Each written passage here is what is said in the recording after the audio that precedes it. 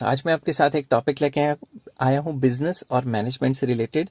उसे कहते हैं ऑर्गेनाइजिंग। ऑर्गेनाइजिंग क्या होता है, फर्स्ट वीडियो में मैं ये डिस्कस करूंगा, इसका मीनिंग क्या है, इसके मतलब क्या है। तो चलिए शुरू करते हैं। It means arranging everything in orderly form and making most efficient use of resources. तो सिंपल वर्ड्स में इसका मतलब ये है कि बिजनेस को जो भी चीजें चाहिए उनको अरेंज करना इस हिसाब से कि मोस्ट एफिशिएंट यूज हो रिसोर्सेज का और कंपनी के गोल की तरफ मतलब जाना। और इसको और सिंपल वर्ड्स में एक्सप्लेन करते हैं। In other words we can say that organising is identifying and grouping different activities. Organising का मतलब है आइडेंटिफाई करो एक्टिविटीज को और उनको ग्रुप करो इन अ ऑर्गेनाइजेशन, किसी भी एक ऑर्गेनाइजेशन में, एंड ब्रिंगिंग टुगेदर और इकट्ठा करना। क्या चीज इकट्ठा करना? Physical, financial and human resources. मतलब फिजिकल रिसोर्सेज में मटेरियल मतलब मशीनें और जमीन, फाइनेंशियल रिसोर्सेज में पैसा इकट्ठा करना और ह्यूमन रिसोर्सेज में एफिशिएंट लेबर को इकट्ठा करना to establish most productive relations. और इनके आपस में रिलेशंस काफी प्रोडक्टिव रखने for the achievement of specific goal of the organisation. तो ये सारी चीजें इकट्ठा करना बिजनेस की, मैन, मटेरियल एंड पैसा, इनको इकट्ठा करके इस हिसाब से इस्तेमाल करना कि जो भी कंपनी का गोल है, स्पेसिफिक गोल है, उसको अटेन किया जा सके। तो अब एक डेफिनेशन करते हैं। According to Henry Fayol, to organise a business is to provide it with everything useful to its functioning. मतलब एक बिजनेस को ऑर्गेनाइज करने का मतलब ये है कि बिजनेस को वो सारी चीजें प्रोवाइड करना जो उसकी फंक्शनिंग के लिए बहुत ज्यादा जरूरी है। फॉर एग्जाम्पल उन्होंने कहा हुआ है रॉ मटेरियल प्रोवाइड करना, मशीन्स प्रोवाइड करना, टूल्स प्रोवाइड करना, कैपिटल एंड पर्सोनल मतलब जो एफिशिएंट लेबर है उन efficient labour, capital, tools, machines, raw material, ये सारी चीजों को प्रोवाइड करवाना बिजनेस को और इनको मिला के ऐसे काम करवाना कि आपका जो कंपनी का गोल है वो अटेन किया जा सके, अचीव किया जा सके। आई होप ये सारी चीजें आपको समझ आ गई होंगी। हेलो फ्रेंड्स, आज मैं आपके साथ डिस्कस करूंगा ऑर्गेनाइजिंग प्रोसेस। तो ऑर्गेनाइजिंग की मीनिंग और डेफिनेशन मैंने पिछली वीडियो में डिस्कस की है, आप लिंक जाके उसका डिस्क्रिप्शन में चेक कर सकते हैं।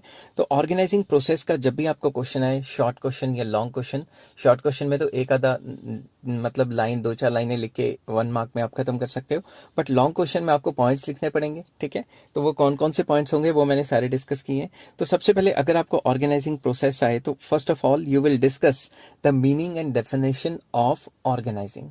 आप डिस्कस करोगे कि मीनिंग क्या होता है इसका और डेफिनेशन क्या होती है। वो मैंने फर्स्ट पार्ट ऑफ ऑर्गेनाइजिंग में डिस्कस किया है, जिसका लिंक डिस्क्रिप्शन में है। तो डिस्क्रिप्शन में एक और लिंक है जिसका आप कह सकते हो पूरी की पूरी प्लेलिस्ट, उस पर क्लिक करोगे तो आ जाएगी, तो उसमें नंबर वाइज टॉपिक होंगे। तो चलिए शुरू करते हैं। Following are the steps in organising process. सबसे पहले identification and division of labour. तो मैनेजर का मेन काम क्या है? Manager identify different works. Manager different different type के काम को आइडेंटिफाई करता है। Each work is divided into small parts.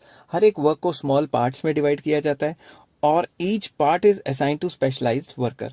तो हर एक काम एक स्पेशलाइज्ड वर्कर को दिया जाता है। तो इस पॉइंट में ये कहा जा रहा है कि मैनेजर आइडेंटिफाई करता है कि किस किस टाइप के काम होंगे और हर एक टाइप के काम को स्मॉल पार्ट्स में डिवाइड करके अलग अलग इंसान को दिया जाता है, मतलब एम्प्लॉय को दिया जाता है, जिसको हम डिवीजन ऑफ लेबर कहते हैं। नेक्स्ट पॉइंट चलते हैं डिपार्टमेंटलाइजेशन। डिपार्टमेंटलाइजेशन का मतलब है जब भी मैनेजर आइडेंटिफाई करता है कि ये different different types of work हैं, हर एक टाइप का वर्क वो डिफरेंट डिपार्टमेंट्स को दे देता है। तो इसके अंदर चलिए शुरू करते हैं। क्या है? After identifying the different works, the division of work among the various departments takes place. तो जो भी different टाइप के काम होंगे वो अलग अलग डिपार्टमेंट करना शुरू कर देगा। There are two types of there are two ways of grouping of works. जो काम है उसको दो तरीके से डिवाइड किया जा सकता है। एक होता है फंक्शनल डिपार्टमेंट, एक होता है डिविजनल डिपार्टमेंट। तो इसको ज्यादा डिटेल में मैं अलग से भी, इसका लॉन्ग क्वेश्चन आ सकता है, वो अलग से भी मैं एक वीडियो बनाऊंगा दोनों की अलग अलग। तो फंक्शनल डिपार्टमेंटेशन का मतलब होता है jobs related to common functions are grouped under one department. ठीक है, जैसे फॉर एग्जांपल मैंने लिखा हुआ सेल्स डिपार्टमेंट, सेल करने का काम सेल्स डिपार्टमेंट के ऊपर सौंप दिया जाता है।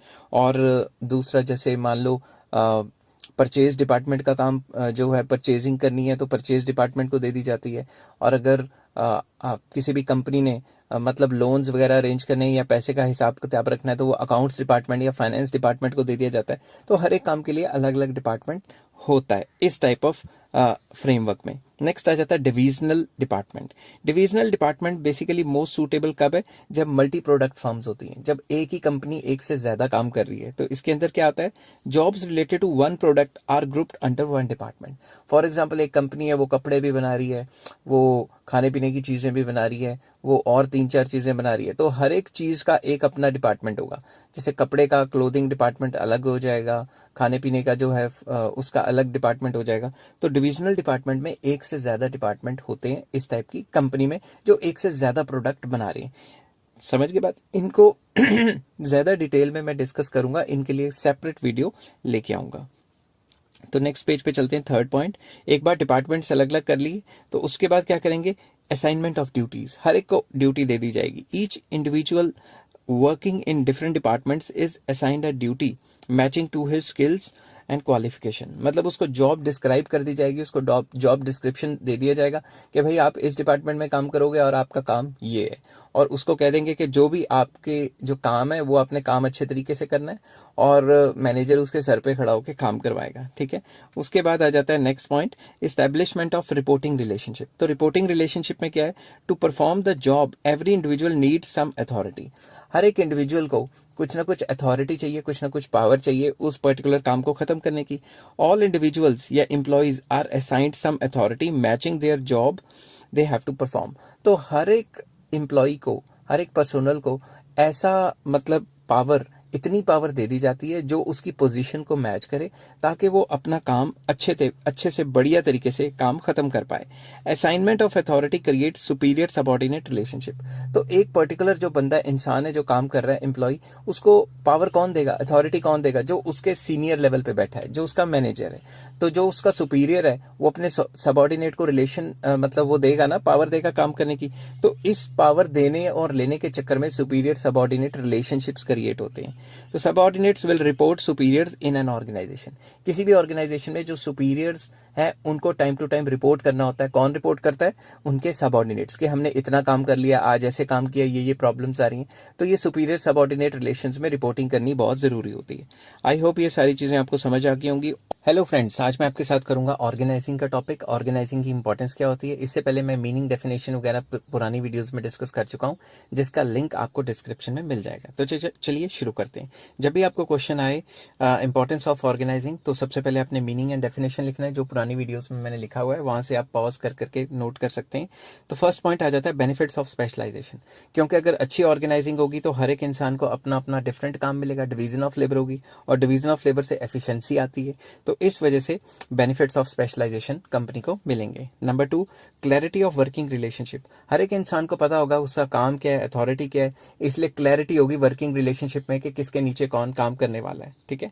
तो इसके अंदर मैंने लिखा है clearly mentioned about the powers and authority enjoyed by different individuals और मैनेजर। सबको पता होगा उसका क्या काम है और किसके नीचे कौन सबऑर्डिनेट है और कौन सुपीरियर है, तो क्लैरिटी होगी इसमें। नेक्स्ट आ जाता है ऑप्टिमम एलोकेशन ऑफ रिसोर्सेज। जो रिसोर्सेज है उनकी फुलर यूटिलाइजेशन होगी। क्यों, very few chances of duplication of work. जो काम डुप्लीकेट हो जाता है उसके चांसेस बड़े कम होंगे। हर एक इंसान को अपना अपना काम दिया जाता है। वही मैंने नेक्स्ट लिख दिया, jobs are assigned to different individuals by clearly defining the job in job description document. हर एक इंसान को जब जॉब दी जाती है तो उसकी जो कॉन्ट्रैक्ट वगैरह होता है उसमें लिखा होता है कि किस इंसान ने क्या क्या काम करना है, किस किस तरीके से काम करना है। तो उसका जो जॉब का जो वो प्रोफाइल होगा वो पूरा लिखा होगा कि किसने किसके नीचे कैसे कैसे काम करना है। नेक्स्ट आ जाता है fourth point, adoption to change. कि चेंज की एडॉप्शन में क्या होता है, मतलब अगर एनवायरनमेंट लगातार चेंज होती रहती है उस हिसाब से बिजनेस को भी चेंज करना चाहिए। अगर एक अच्छी ऑर्गेनाइजिंग है तो मैनेजर बिजनेस के चेंज करने से अपने आप, मतलब एनवायरनमेंट के चेंज करने से अपने बिजनेस को फ्रीक्वेंटली चेंज करता रहता है। तो इसमें मैंने लिखा है if there is any change in the business environment, then with the help of organizing function, organizing की मदद से these changes can be adopted systematically. In changes को systematically adopt किया जा सकता है। changes can be adopted department wise भी हम ये changes ला सकते हैं। नेक्स्ट आ जाता है इफेक्टिव एडमिनिस्ट्रेशन। अच्छी तरह से मतलब काम चलता है और एडमिनिस्ट्रेशन अच्छा चलता है किसी भी कंपनी का। Similar jobs are grouped under one department. एक ही डिपार्टमेंट के अंदर सिमिलर टाइप की जॉब्स होती हैं। जैसे सेल डिपार्टमेंट है, सेल्स करना है तो वो सेल्स डिपार्टमेंट भी होगा, परचेज करना है तो परचेज डिपार्टमेंट, अकाउंट्स डिपार्टमेंट में अकाउंट्स का सारा काम आ जाएगा। तो जो भी पर्टिकुलर काम है वो एक डिपार्टमेंट करेगा, और अगर एक डिपार्टमेंट करेगा तो उससे क्या होगा, unification of efforts and harmony in work. Unification मतलब इकट्ठे एक साथ जोर लगा के काम करेंगे, एफर्ट बनेगा और काम अच्छा चलेगा। तो कोऑर्डिनेशन अमंग वेरियस डिपार्टमेंट्स होगी तो और भी अच्छा हो जाएगा। नेक्स्ट आ जाता है एक्सपेंशन एंड ग्रोथ। अगर इसी तरीके से प्रॉपर ऑर्गेनाइजिंग रही तो due to allocation, optimum allocation, optimum मतलब फुलर एलोकेशन ऑफ रिसोर्सेज होते हैं, तो इसकी वजह से क्या होता है, इसकी वजह से काम अच्छा चलता है और कंपनी एक्सपैंड एंड ग्रो करती है। क्यों? क्योंकि प्रॉपर डिवीजन ऑफ लेबर, हर एक इंसान को अपना अपना काम दिया और उसकी एफिशिएंसी है काम करने की। नेक्स्ट आ जाता है डेवलपमेंट ऑफ पर्सोनल। जो बंदे हैं, जो एम्प्लॉयज हैं, उनकी काफी डेवलपमेंट होती है इसमें। क्यों? Due to delegation of authority. जो सुपीरियर्स हैं वो सबऑर्डिनेट को अथॉरिटी देते हैं कि आप इस पर्टिकुलर टाइप का काम कर दें। तो मैनेजर्स जो है सबऑर्डिनेट्स को ज्यादा पावर देंगे, जितनी ज्यादा पावर देंगे वो उतना खुल के काम करेंगे और उतना एफिशिएंसी उनको आएगी, उनको कॉन्फिडेंस आएगा कि हमारा जो सुपीरियर है वो हमें अच्छा काम दे रहा है, चैलेंजिंग जॉब्स दे रहा है। ठीक है, तो फ्रेंड्स आज मैं आपके साथ एक टॉपिक लेके आया हूँ, span of management. Span of management क्या होता है? छोटा सा टॉपिक है, इसको अच्छे से समझाने की कोशिश करूंगा। स्पैन ऑफ मैनेजमेंट होता है कि एक मैनेजर कितने एम्प्लॉयज को कंट्रोल कर सकता है। ठीक है, एक मैनेजर के अंडर कितने एम्प्लॉयज काम कर सकते हैं। तो सिंपल इंग्लिश में पढ़ते हैं इसको। It means how many employees और subordinates can be efficiently managed by one manager और how many subordinates can be effectively controlled by one superior. कि एक सुपीरियर अपने नीचे कितने बंदों को कंट्रोल कर सकता है। अब ये किस पे डिपेंड करता है? ये किस पे डिपेंड करता है कि वो कितने बंदों को कंट्रोल करेगा? ये डिपेंड करता है नंबर वन, उसकी इंटेलिजेंस कितनी है, कितना इंटेलिजेंट है, कैसी स्किल्स है मैनेजरियल, तभी ज्यादा बंदों को कंट्रोल करेगा ना। एंड ऑर्गेनाइजेशन कितनी पुरानी है। अगर पुरानी ऑर्गेनाइजेशन है और उसे काम करने का एक्सपीरियंस है तो ज्यादा से ज्यादा बंदों को कंट्रोल करेगा। तो कहने की बात यह है कि स्पैन ऑफ मैनेजमेंट का मतलब होता है कि एक मैनेजर या एक सुपीरियर अपने नीचे कितने सबऑर्डिनेट्स को कंट्रोल कर सकता है, अगर एफिशिएंटली देखा जाए तो। ठीक है, जितने ज्यादा इंसान कंट्रोल करेगा एफिशिएंटली उतना अच्छा कंपनी के लिए, कि उतने कम मैनेजर रखने पड़ेंगे और कॉस्टिंग कम आएगी। और दूसरी तरफ अगर हम देखें दूसरी तरफ तो अगर जितने कम बंदे करेगा उतने ज्यादा उसके ऊपर मतलब कंपनी के ऊपर प्रेशर ज्यादा आएगा। तो आप एग्जांपल लीजिए कि एक इंसान 10 लोगों को कंट्रोल कर रहा है और अगर वो 10 को नहीं कंट्रोल कर पा रहा, 3 या 4 को कंट्रोल कर पा रहा है, तो क्या होगा, उससे 3 मैनेजर रखने पड़ेंगे। तो आई होप ये सारी बातें आपको समझ आ गई होंगी कि स्पैन ऑफ मैनेजमेंट क्या होता है। अगर आपको समझ आ गई तो please like, share. Hello friends, आज मैं आपके साथ डिस्कस करूंगा ऑर्गेनाइजेशनल स्ट्रक्चर, जो कि बिजनेस का एक इंपॉर्टेंट टॉपिक है। तो चलिए शुरू करते हैं। It is a framework within which managerial and operational task are performed. ये एक ऐसा फ्रेमवर्क है, एक ढांचा है जिसके अंदर सारी कंपनी काम करती है। सिंपल वर्ड्स में we can say that it is a network of job positions. Network of job position मतलब किसके नीचे कौन काम करेगा, किसके नीचे कौन कौन काम करेगा, एक ऐसा ढांचा है।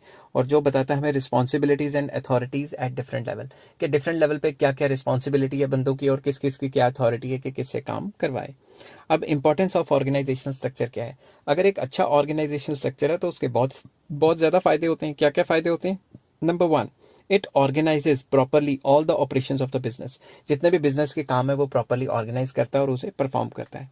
It ensures better flow of communication. तो कम्युनिकेशन जो सुपीरियर एंड सबऑर्डिनेट लेवल पे कम्युनिकेशन बहुत अच्छा रहता है, जैसे कि काम में एफिशिएंसी आती है।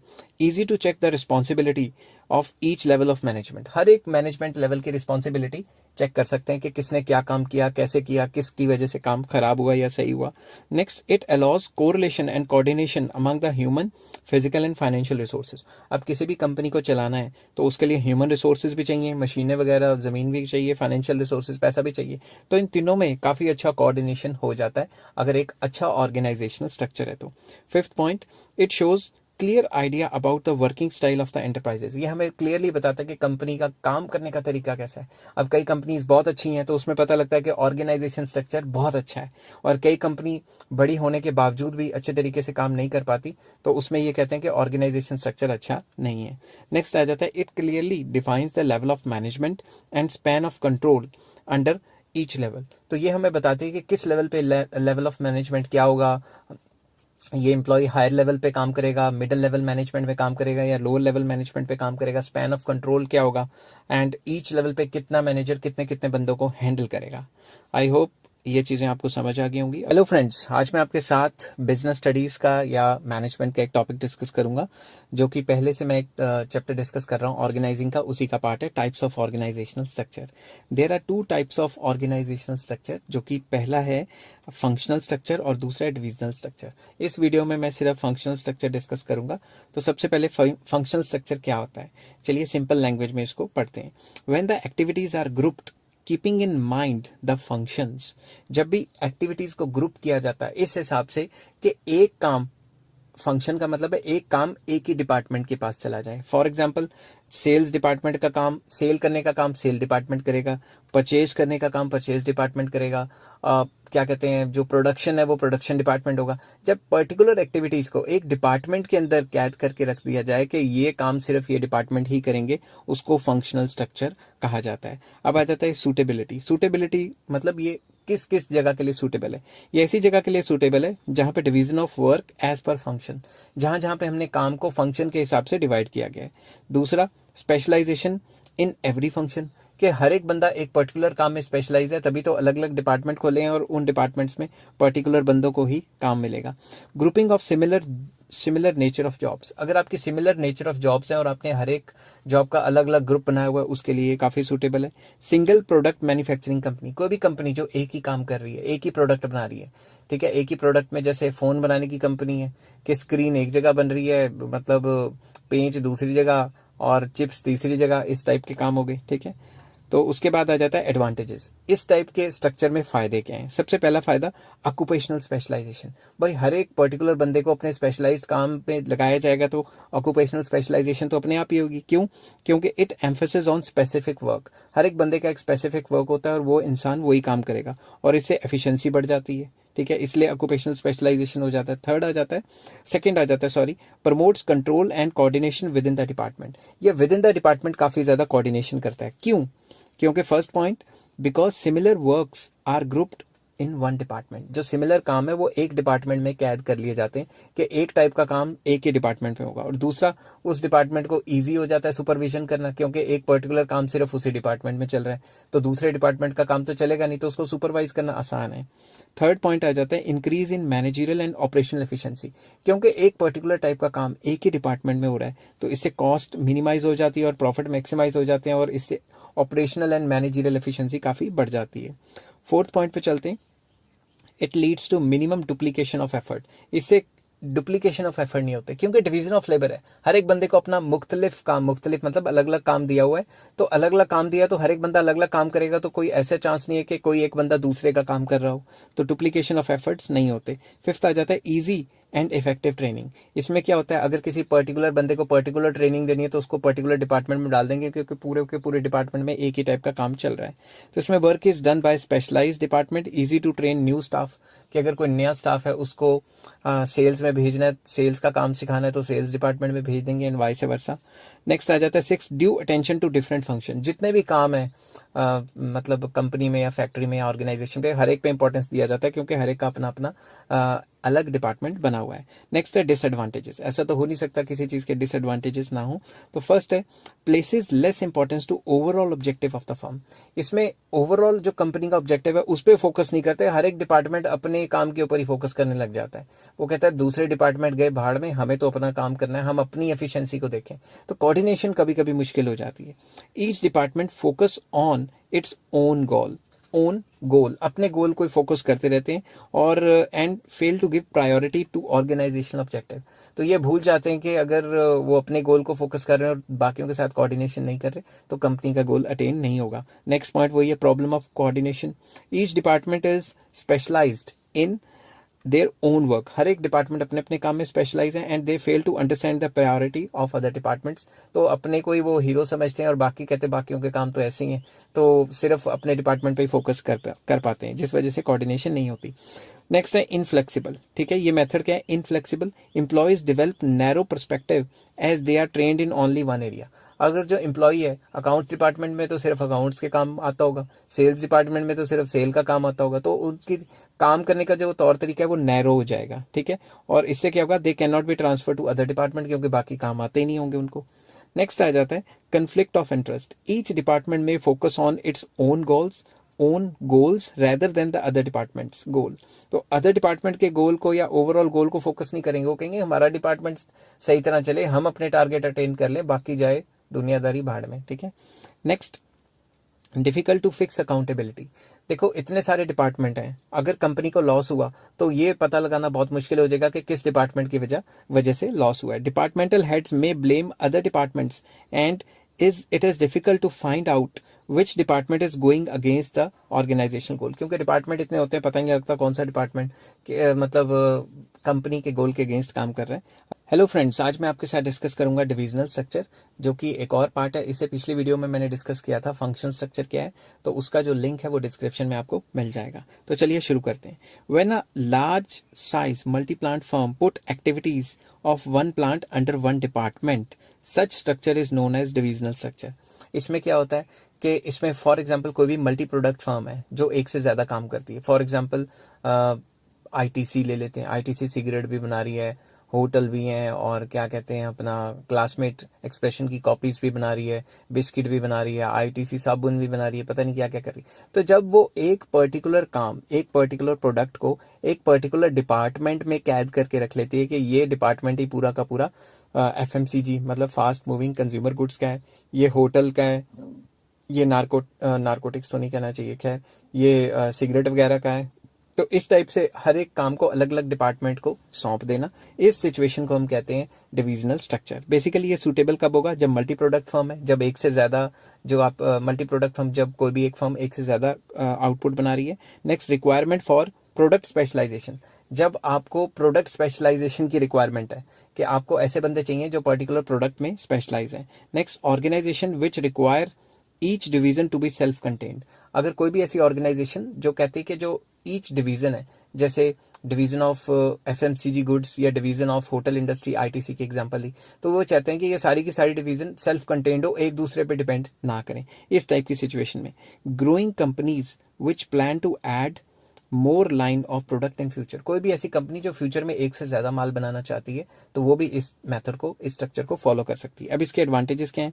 प्रोडक्ट स्पेशलाइजेशन, अब कोई भी जो बंदा ये रखेंगे वो एक डिपार्टमेंट में बेचेंगे जो एक पर्टिकुलर प्रोडक्ट बना रहा है, तो वो उस प्रोडक्ट में स्पेशलाइज हो जाएगा। All the activities related to one product is grouped in one department, इसलिए हर एक बंदा एक पर्टिकुलर डिपार्टमेंट में काम करता है तो उस पर्टिकुलर प्रोडक्ट के लिए वो स्पेशलाइज हो जाता है।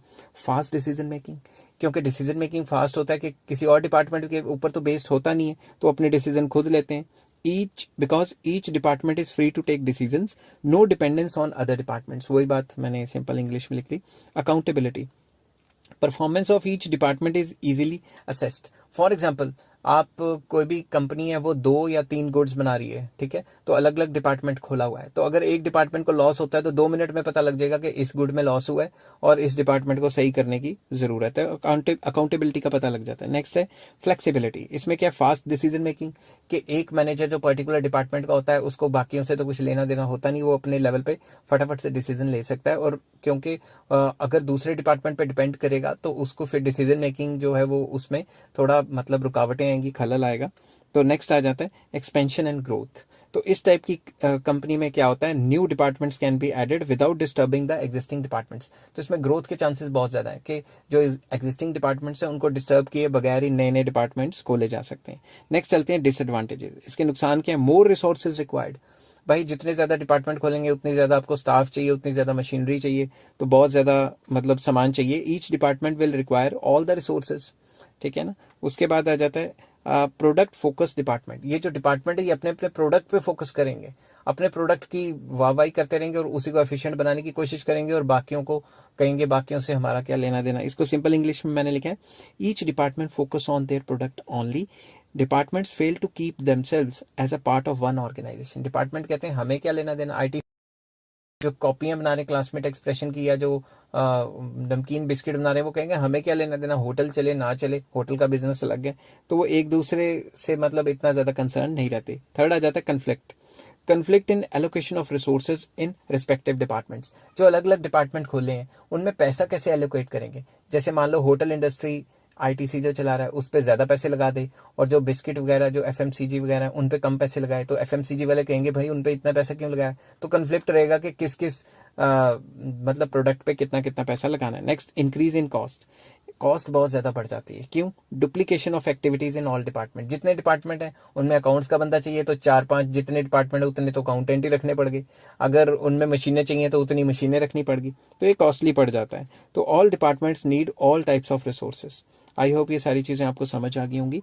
हेलो फ्रेंड्स, आज मैं आपके साथ डिस्कस करूंगा functional structure versus divisional structure, इन दोनों में क्या फ़र्क होता है, ठीक है। इससे पहले मैंने functional structure and divisional structure के ऊपर डिटेल में वीडियोस बनाई है, जिसका लिंक मैं डिस्क्रिप्शन में आपको दे दूंगा। चलिए शुरू करते हैं।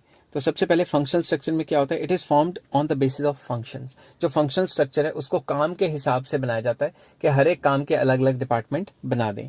और डिविजनल स्ट्रक्चर एक ऐसा स्ट्रक्चर है जो प्रोडक्ट के हिसाब से बनाया जाता है कि एक प्रोडक्ट है उसको एक डिपार्टमेंट रखें और दूसरे प्रोडक्ट को दूसरे डिपार्टमेंट में। सेकेंड पॉइंट आ जाता है डिफिकल्टी टू फिक्स अकाउंटेबिलिटी। इसमें वेरियस डिपार्टमेंट्स होते हैं एक ही प्रोडक्ट के, तो एक ही प्रोडक्ट में अगर लॉस होने लग गया तो पता नहीं लगेगा कि किस डिपार्टमेंट में काम अच्छा हुआ है और किस में बुरा। मगर दूसरी तरफ उसमें इजी टू फिक्स अकाउंटेबिलिटी, अगर एक पर्टिकुलर प्रोडक्ट का एक ही डिपार्टमेंट में काम हो रहा है तो उसमें अगर लॉस होता है तो हम कहेंगे ये पर्टिकुलर प्रोडक्ट में नुकसान हो रहा है, इसी डिपार्टमेंट में कोई ना कोई खामी है। नेक्स्ट इकोनॉमिकल, ये जो फंक्शनल स्ट्रक्चर है वो सस्ता पड़ता है क्योंकि इसमें क्या है, एक ही प्रोडक्ट के लिए अलग अलग डिपार्टमेंट्स खोले हुए हैं।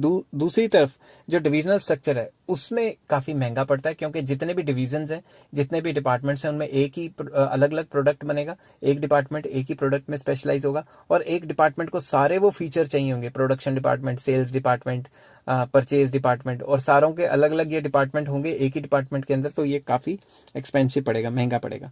फंक्शनल में नेक्स्ट पॉइंट आ जाता है manager specialize in one work only. जैसे प्रोडक्शन डिपार्टमेंट में काम करें तो सिर्फ प्रोडक्शन में ही मतलब स्पेशलाइज होंगे। On the other hand manager specialize in more than one work, क्योंकि एक ही डिपार्टमेंट में इसमें एक प्रोडक्ट बन रही है और एक प्रोडक्ट में तो कई टाइप के काम आ गए ना, तो इसमें डिफरेंट टाइप्स ऑफ वर्क्स में मैनेजर स्पेशलिटी हासिल कर लेंगे। नेक्स्ट आ जाता है इट ब्रिंग्स फंक्शनल स्पेशलाइजेशन। तो फंक्शनल स्ट्रक्चर में काम के हिसाब से अलग अलग डिपार्टमेंट है तो इसमें फंक्शनल स्पेशलाइजेशन आ जाती है और दूसरी जगह प्रोडक्ट स्पेशलाइजेशन हो जाती है क्योंकि हर एक प्रोडक्ट में एक डिपार्टमेंट में एक ही प्रोडक्ट डाला होता है, बार बार वही बातें की गई हैं। नेक्स्ट आ जाता है लेस कोऑर्डिनेशन। इसमें आपस में डिपार्टमेंट्स में कम कोऑर्डिनेशन होगा, इसमें ज्यादा कोऑर्डिनेशन होगा क्योंकि एक ही प्रोडक्ट को एक डिपार्टमेंट में रखा है और उस डिपार्टमेंट के सब डिपार्टमेंट्स हैं जो अच्छी तरह से कोऑर्डिनेशन में काम करेंगे। लेस ऑटोनॉमी, इसमें जो है फंक्शनल स्ट्रक्चर में काम करने की जो फ्रीडम है वो कम होती है क्योंकि हमारा काम दूसरे डिपार्टमेंट्स पे भी बेस्ड होता है। और इसमें मोर ऑटोनॉमी के चक्कर में ही तो सारे के सारे काम एक डिपार्टमेंट को एक प्रोडक्ट बना दिया गया, ठीक है ना। नेक्स्ट आता है suitable for single product form. तो ये उन सिचुएशंस में कामयाब है जब एक ही प्रोडक्ट बना रही हो पूरी की पूरी कंपनी। मगर दूसरी तरफ डिविजनल स्ट्रक्चर तब कामयाब है जब एक कंपनी एक से ज्यादा चीज बना रही है। बेसिकली मल्टी प्रोडक्ट फॉर्म पे ये अप्लाई होता है। आई होप ये सारी चीजें आपको 2-3 मिनट में समझ आ गई होंगी। हेलो फ्रेंड्स, आज मैं आपके साथ डिस्कस करूंगा बिजनेस स्टडीज या मैनेजमेंट का एक और टॉपिक जिसको कहते हैं फॉर्मल ऑर्गेनाइजेशन। फॉर्मल ऑर्गेनाइजेशन क्या होता है? फॉर्मल ऑर्गेनाइजेशन एक ऐसी ऑर्गेनाइजेशन है जो डेलिबरेटली बनाई जाती है ताकि कंपनी के गोल को अटेन किया जा सके। बेसिकली इसमें फॉर्मल रिलेशंस होते हैं बिटवीन सुपीरियर एंड सबऑर्डिनेट्स। तो चलिए इसको सिंपल इंग्लिश में एक्सप्लेन करने की कोशिश करते हैं। It is a type of group which is deliberately constructed to achieve a specific goal। ये एक ऐसा ग्रुप होता है जिसको deliberately बनाया जाता है कंपनी के गोल को या एक स्पेसिफिक गोल को अटेन करने के लिए। इन simple words we can say that when managers carry organizing process which results in the organizational structure for systematic working and efficient utilization of resources। जब भी किसी ऑर्गेनाइजिंग प्रोसेस में कोई भी मैनेजर बंदों को रिक्रूट करता है या फिर एक ऐसी ऑर्गेनाइजेशन क्रिएट करता है जो कंपनी के गोल के लिए है, जो कंपनी के काम करने के लिए, उसे हम फॉर्मल ऑर्गेनाइजेशन कहते हैं। नेक्स्ट पेज पे चलते हैं और डिस्कस करते हैं कि फीचर्स ऑफ फॉर्मल ऑर्गेनाइजेशन क्या होता है। सबसे पहला feature created intentionally by organizing. ये ऑर्गेनाइजिंग प्रोसेस के थ्रू इंटेंशनली क्रिएट किया जाता है क्योंकि मेन मकसद क्या है हमारा, कंपनी का काम कराना। तो मैनेजर्स इसको खुद जो है मतलब ऑर्गेनाइज करते हैं, इस टाइप की ऑर्गेनाइजेशन को खुद क्रिएट करने की कोशिश करते हैं। बेसिकली इसमें होता क्या है, इसमें सुपीरियर सबऑर्डिनेट रिलेशन इस हिसाब से रखते हैं कि कंपनी का काम चले। Next purpose is achievement of organization goal. Main मकसद क्या है कि कंपनी का गोल हासिल करना है और इसी हिसाब से काम करवाना है। Each individual is assigned a specific job. Division of labour होती है, हर एक इंसान को अपना अपना एक स्पेसिफिक काम दिया जाता है जो कि वो इंसान जो सिर्फ वही पर्टिकुलर काम करेगा। Every individual is assigned a fix authority. हर एक इंडिविजुअल का एक फिक्स काम होता है और उस काम को करने की उसके पास अथॉरिटी होती है, पावर होती है कि वो काम किस तरीके से करता है। It results in superior subordinate relation. जैसा कि मैं बता रहा हूँ कि फॉर्मल ऑर्गेनाइजेशन में सुपीरियर और सबऑर्डिनेट्स के बीच में जो रिलेशंस हैं वो आ जाते हैं। उसके बाद create scalar chain of communication, ये इसको बताएगा नीचे वाले को, नीचे वाला इसको बताएगा, नीचे वाला उसके नीचे को बताएगा। तो एक स्केलर चेन ऑफ कम्युनिकेशन होती है और ये जो फॉर्मल ऑर्गेनाइजेशन में। अब इसके एडवांटेजेस क्या हैं? एडवांटेजेस ये हैं कि सिस्टमेटिक काम चलता रहता है, काम की स्पीड अच्छी रहती है, काम होता है। बेसिकली रखे क्यों है इंसान? काम करने के लिए ना कंपनी के, तो काम तो चलना चाहिए, तो सिस्टमेटिक काम चलता है। अचीवमेंट ऑफ ऑर्गेनाइजेशन गोल, अगर सिस्टमेटिक तरीके से सारे काम करेंगे तो कंपनी का गोल अचीव हो जाएगा। बोल बोल के कभी गला बैठ जाता है। नेक्स्ट है नो ओवरलैपिंग ऑफ वर्क, मतलब डिवीजन ऑफ लेबर है, तो हर एक इंसान को अपना अपना काम दिया गया, अलग अलग काम दिया गया है, तो ऐसा नहीं हो सकता कि दो इंसान एक ही काम कर रहे हो। कोऑर्डिनेशन अच्छी हो जाती है, क्योंकि मेन तो फोकस मैनेजर का यही है ना कि कंपनी का गोल अचीव हो, तो उसके लिए पूरा जोर मारता है। कोऑर्डिनेशन का अलग से टॉपिक भी है, वो भी आने वाले टाइम पे डिस्कस करूंगा। Creation of chain of command या सुपीरियर सबऑर्डिनेट रिलेशनशिप होते हैं बेसिकली इसमें। तो ये ऑर्गेनाइजेशन का क्या है, सुपीरियर सबऑर्डिनेट को काम देगा और उस काम का मांगेगा रिकॉर्ड के, भाई बताओ तुमने क्या किया, कैसे किया, उसके पूरी डिटेल मांगेगा। तो यही तो होता है प्रॉपर ऑर्गेनाइजिंग करना फॉर्मल ऑर्गेनाइजेशन में।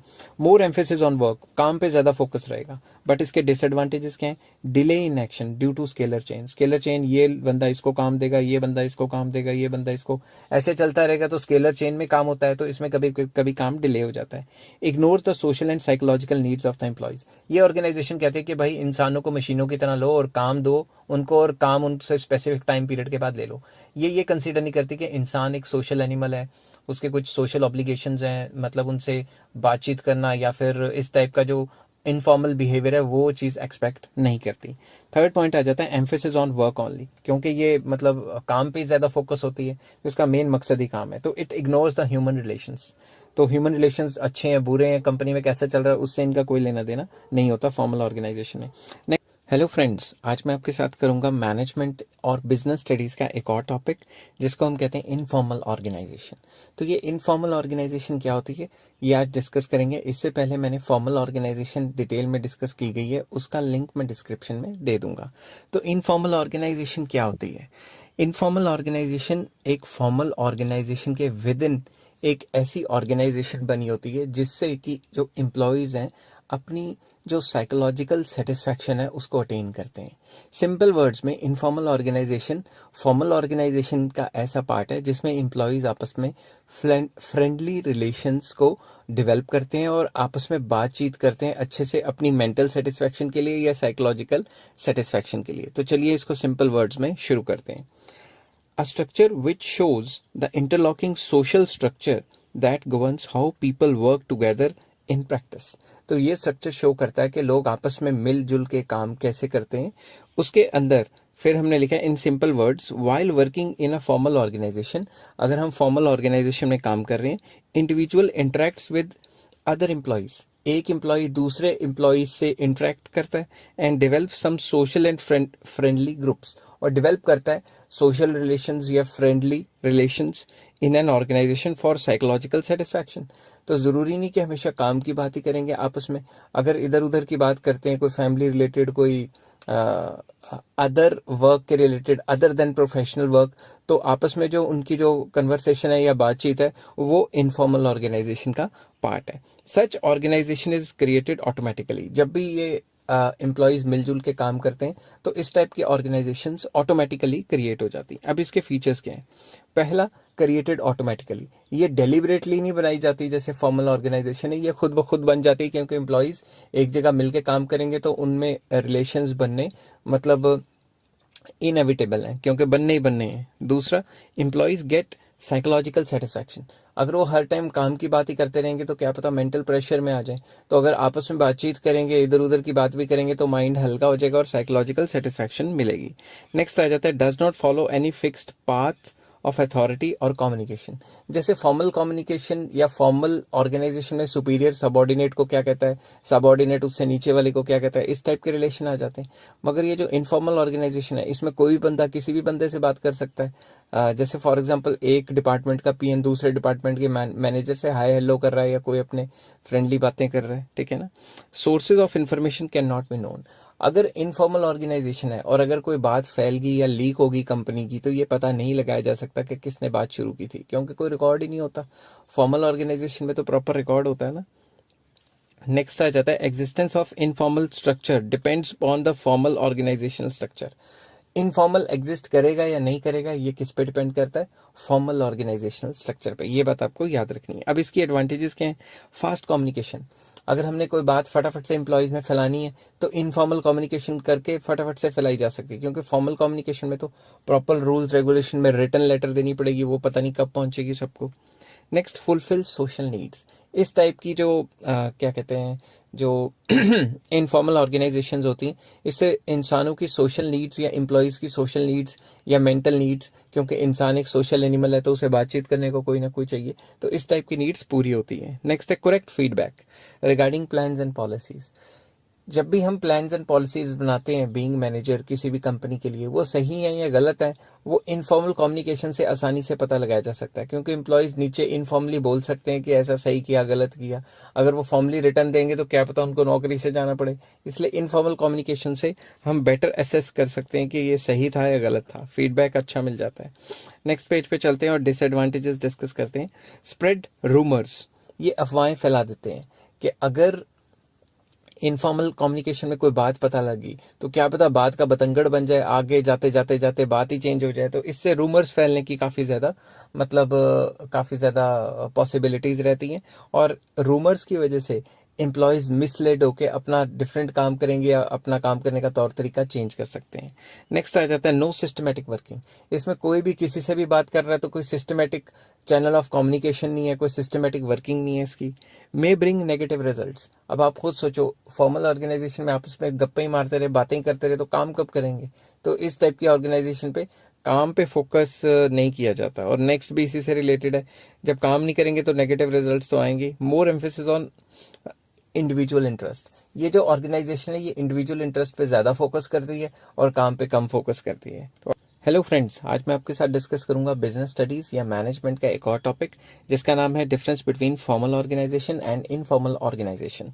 तो चलिए शुरू करते हैं। फॉर्मल ऑर्गेनाइजेशन में फर्स्ट पार्ट है form deliberately. Formal organization deliberately बनाई जाती है ताकि कंपनी के गोल को अचीव किया जा सके, जिसमें सुपीरियर एंड सबऑर्डिनेट के रिलेशनली डेलिबरेटली मतलब अपनी मर्जी से बनाए जाते हैं कि भाई ये काम करना है तो इस तरीके से रिलेशन या इस तरीके से ऑर्गेनाइजेशन बनेगी। ऑन द अदर हैंड जो इनफॉर्मल ऑर्गेनाइजेशन है, it is created without any planning. अब अगर एम्प्लॉयज को इकट्ठे काम कराओगे तो उसमें हाय हेलो शुरू हो गई या फ्रेंडली रिलेशन शुरू हो गए, वो तो ऑटोमेटिकली बन जाए, मतलब वो तो कोई प्लानिंग के बगैर ही रिलेशंस बन जाते हैं ना, friendly relations within the organisation. तो नेक्स्ट आ जाता है फॉर्मल ऑर्गेनाइजेशन में ये purpose of organization goal. Purpose is organizational goal. Main मकसद क्या है इस ऑर्गेनाइजेशन का, कि कंपनी के या फिर ऑर्गेनाइजेशन के गोल को हासिल किया जा सके। तो फॉर्मल ऑर्गेनाइजेशन इसलिए बनाई जाती है ताकि कंपनी के गोल को हासिल किया जा सके। और दूसरी तरफ इसका पर्पज क्या होता है, साइकोलॉजिकल सेटिस्फैक्शन, के मेंटल सेटिस्फैक्शन मिले आपस में बातें बूतें करके। Third point, full control over behaviour of employees. Formal organization में जितने भी एम्प्लॉयज होते हैं उनके बिहेवियर पे फुल कंट्रोल होता है कंपनी का। और दूसरी तरफ no control over the behaviour. अब एक इंसान दूसरे इंसान से किस तरीके से बात करता है, किस लहजे में बात करता है फ्रेंडली रिलेशंस के अंदर, तो वो कंपनी कंट्रोल नहीं कर सकती। तो नेक्स्ट पेज पे चलते हैं। फॉर्मल ऑर्गेनाइजेशन में वेल डिफाइंड स्ट्रक्चर होता है कि एक इंसान के नीचे 2 काम करेंगे, इसके नीचे इतने काम करेंगे वगैरह वगैरह, और इसमें कोई फिक्स स्ट्रक्चर होता ही नहीं। कोई भी किसी से भी बात कर सकता है, कोई किसी का भी फ्रेंड हो सकता है, इसमें कोई पर्टिकुलर स्ट्रक्चर नहीं होता। Information passes through a scalar chain. इसमें स्केलर चेन होती है कि एक इंसान अपने नीचे वाले को इन्फॉर्मेशन पास करेगा, वो अपने नीचे वाले को एंड वाइस वर्सा। मगर दूसरी तरफ no fix path of information, कोई भी किसी से भी बात कर सकता है।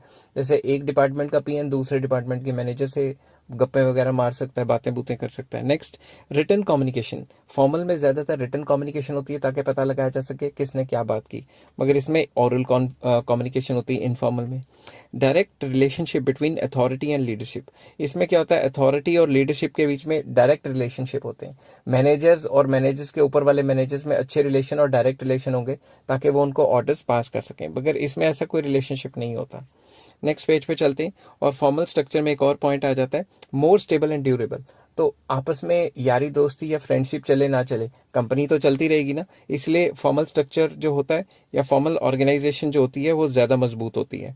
ठीक है, मैंने यहाँ फॉर्मल स्ट्रक्चर लिख दिया है, मैं यहाँ पे भी मैंने स्ट्रक्चर लिख दिया और यहाँ पे भी स्ट्रक्चर लिख दिया गलती से, तो मैं फॉर्मल ऑर्गेनाइजेशन लिख देता हूँ, फॉर्मल ऑर्गेनाइजेशन, एंड यहाँ पे लिख देता हूँ इनफॉर्मल ऑर्गेनाइजेशन। कभी कभी स्पीड में हो जाता है ये, तो इसमें ये पॉइंट है कि ये ज़्यादा स्टेबल है और ये अनस्टेबल है, क्योंकि अगर एम्प्लॉय ने एक कंपनी चेंज करके दूसरी कंपनी चला गया तो ये फ्रेंडशिप या आपस में रिलेशन टूट भी सकते हैं। नेक्स्ट है follow proper rules and regulations. Formal organization में प्रॉपर रूल्स रेगुलेशंस होते हैं और इनफॉर्मल में कोई फिक्स रूल्स रेगुलेशन नहीं होते, कोई भी किसी से बात कर रहा है, कभी कर रहा है कभी नहीं कर रहा। Next, authority flows from top to bottom.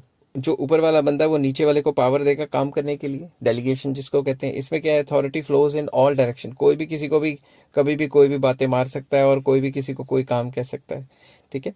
इसके बाद हेलो फ्रेंड्स, आज मैं आपके साथ बिजनेस स्टडीज एंड मैनेजमेंट का एक और टॉपिक लेके आया हूँ जिसका नाम है delegation of authority. Delegation of authority simple words में क्या होता है? सिंपल वर्ड्स में जब भी कोई सुपीरियर अपने से जूनियर को कोई काम देता है तो उसे हम डेलीगेशन ऑफ अथॉरिटी कहते हैं कि भाई उसको पावर दे दी जूनियर को, या अपने नीचे वाले को सुपीरियर ने सबऑर्डिनेट्स को पावर दे दी कि आप इस काम को करें और अपने तरीके से आप इसको हैंडल करें। तो इस काम को करने के लिए डिसीजन मेकिंग की जो पावर है वो जूनियर को पास कर दी जाती है, ठीक है। थोड़ी बहुत अकाउंटेबिलिटी भी ट्रांसफर कर दी जाती है, मगर फुल अकाउंटेबिलिटी नहीं होती, क्योंकि मैनेजर का भी तो कुछ ना कुछ रोल रहेगा ना, कि भाई अगर सारा काम नहीं हो तो मैनेजर ये नहीं कह सकता कि भाई सारी जिम्मेदारी उसकी थी, तो मैनेजर ने भी तो खड़े होकर काम करवाना था ना। तो इसको सिंपल वर्ड्स में कैसे कहते हैं? It is a process of entrusting responsibility and authority to the subordinates and creating accountability on those employees who are entrusted responsibility and authority. कि जो भी आप जिन जूनियर्स को या फिर सबऑर्डिनेट्स को काम दे रहे हो उनको अथॉरिटी एंड रिस्पॉन्सिबिलिटी आप दे रहे हो, तो कोई बात नहीं, आपने जो सुपीरियर है उसने सबऑर्डिनेट और जो जूनियर्स है उनको काम दे दिया और उनको अथॉरिटी और रिस्पॉन्सिबिलिटी दोनों की दोनों दे दी, मगर 100% रिस्पॉन्सिबिलिटी उसकी नहीं होगी, 100% अकाउंटेबिलिटी उनकी नहीं होगी। अगर काम में कोई खराबी होती है तो जिन्होंने उसको पावर दी है, जो सुपीरियर्स हैं, वो भी अकाउंटेबल माने जाएंगे। Next, in simple words we can say that delegation refers to downward transfer of authority from superior to subordinate. तो जब भी कोई सुपीरियर सबऑर्डिनेट को अथॉरिटी या पावर देता है कि इस तरीके से काम खत्म करो, तो उस अथॉरिटी को पास करने के लिए उसे डेलीगेशन ऑफ अथॉरिटी कहा जाता है। समझ गए बात? आई होप ये सारी चीजें आपको क्लियर हो गई होंगी। एक बार फिर से रिपीट कर देता हूं, जब भी कोई सुपीरियर अपने सबऑर्डिनेट को पावर पास ऑन पावर या अथॉरिटी को पास करता है कि आपकी मर्जी है, आप जिस तरीके से ये काम हैंडल कर सकते हैं और टाइम टू टाइम जो भी आपको डिसीजन लेना पड़ेगा उसकी मैं पावर देता हूं तो या अथॉरिटी देता हूं, तो उसको हम डेलीगेशन ऑफ अथॉरिटी कहते हैं। ये सिर्फ एक लेवल पे होता है, ये बात आपको याद रखनी चाहिए। एक लेवल मतलब between superior and subordinate only. पूरी कंपनी के बीच में जो होता है उसे डिसेंट्रलाइजेशन कहते हैं, वो आगे डिस्कस करेंगे। आई होप ये टॉपिक आपको समझ आ गया होगा।